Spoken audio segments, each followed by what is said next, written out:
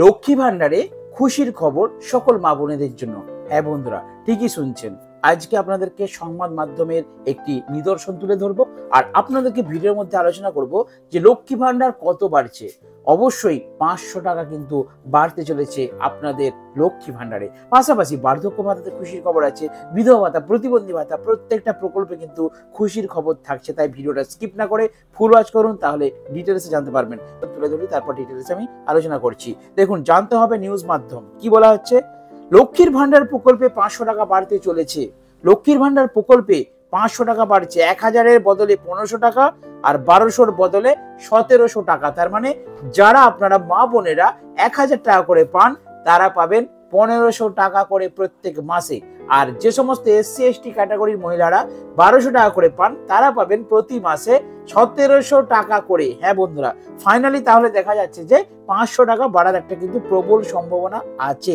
যদিও নবান্ন নিউজে এখনো কিন্তু খবর প্রকাশিত হয়নি, কিন্তু সংবাদ মাধ্যমে যেভাবে লেখালেখি হচ্ছে তাতে আপনারা নিশ্চিন্তে থাকুন যে 500 টাকা হলেও আপনাদের কিন্তু এই লোকসভা ভোটের আগে কিন্তু এই বিধানসভা ভোটের আগে কিন্তু আপনাদের 100% বাড়বেই। তো চলুন আমি বিস্তারিত প্রতিবেদনটি তুলে ধরি।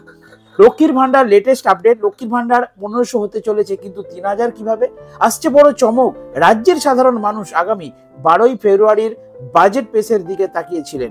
এটি মমতা বন্দ্যোপাধ্যায়ের নেতৃত্বাধীন তৃতীয় সরকারের শেষ পূর্ণাঙ্গ বাজেট, তাই রাজনৈতিক এবং অর্থনৈতিক দিক থেকে অত্যন্ত গুরুত্বপূর্ণ ছিল। যেহেতু আগামী বছর বিধানসভা নির্বাচন, তাই বাজেট ঘিরে সাধারণ মানুষের পাশাপাশি বিরোধীদেরও তীব্র কৌতূহল রয়েছে। লক্ষ্মীর ভান্ডার প্রকল্পের অনুদান বৃদ্ধি নিয়ে এবারে রাজ্য জুড়ে জল্পনা তুঙ্গে। সরকার কি এবার আরো বেশি ভাতা ঘোষণা করবে, নাকি বিরোধীদের প্রতিশ্রুতির নতুন সমীকরণ তৈরি করবে? এটাই দেখার আজকের ভিডিওতে। রাজ্যের 25 থেকে 60 বছর বয়সী মহিলারা এই প্রকল্পের আওতায় মাসিক আর্থিক সহায়তা পান। বর্তমানে তফসিল জাতি উপজাতি সম্প্রদায়ের মহিলারা প্রত্যেক মাসে 1200 টাকা করে পান, আর সাধারণ মহিলারা প্রত্যেক মাসে 1000 টাকা করে পান।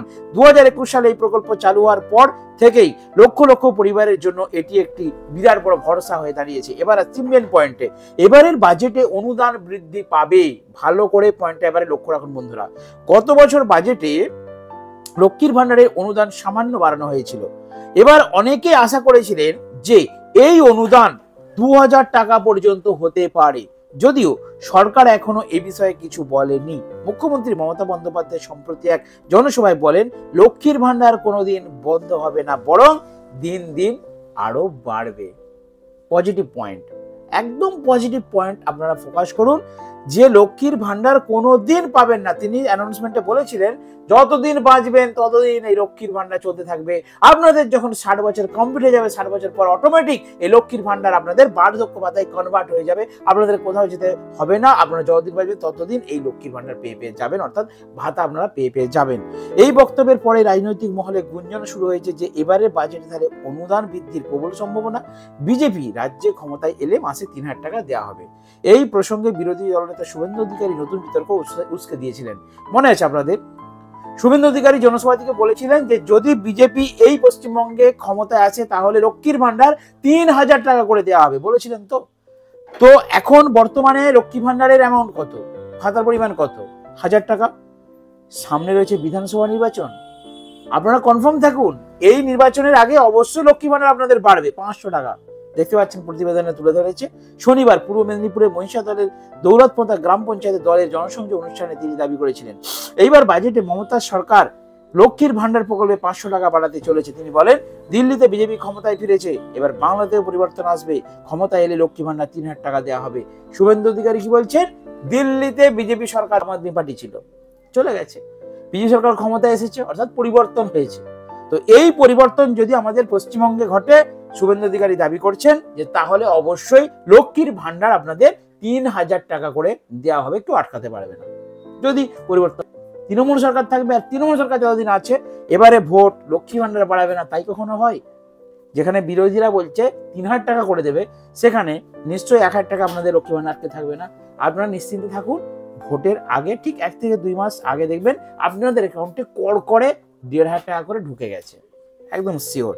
দেখুন, একটা কথা বলি আপনাদেরকে বন্ধুরা, যখনই দেখবেন ভোট পড়ে তখনই দেখবেন যত প্রকল্প সরকারি, আমি অন্য দপ্তরে যাচ্ছি না, আমি তো সরকারি প্রকল্প নিয়ে আলোচনা করি, আমি সেই বিষয়ে আপনাদেরকে ইনফরমেশন দিই। যখনই দেখবেন ভোট পড়ে সারা বছর পাত্তা নেই, সারা বছর এইসব প্রকল্পের খোঁজ খবর নেই, কে পেলো নি, কার আটকে গেল, কোনো দেখা দেখি সিন নেই। যেই 2026 ইলেকশন আসছে, মানে যেই ভোট পড়ছে, সঙ্গে সঙ্গে দেখবেন প্রকল্পগুলো নাড়াচাড়া করে উঠবে। ঠিক কথা মতো দেখেছেন আমরা 2024 সালের ডিসেম্বর মাসে প্রায় 1.5 লক্ষ নতুন লক্ষ্মীর ভান্ডার অ্যাপ্রুভ হয়ে গেল। 25+ বয়স হয়েছে আমাদের পশ্চিমবাংলায় কোনো মহিলা আশা করি লক্ষ্মী ভান্ডার পাচ্ছেন না এরকম নেই, সকলেই পাচ্ছেন। তো এই ভোট আসছে 2026-এ, অতএব আপনাদের এই প্রকল্পগুলো কিন্তু ব্যাপকভাবে নাড়াচাড়া করা হবে।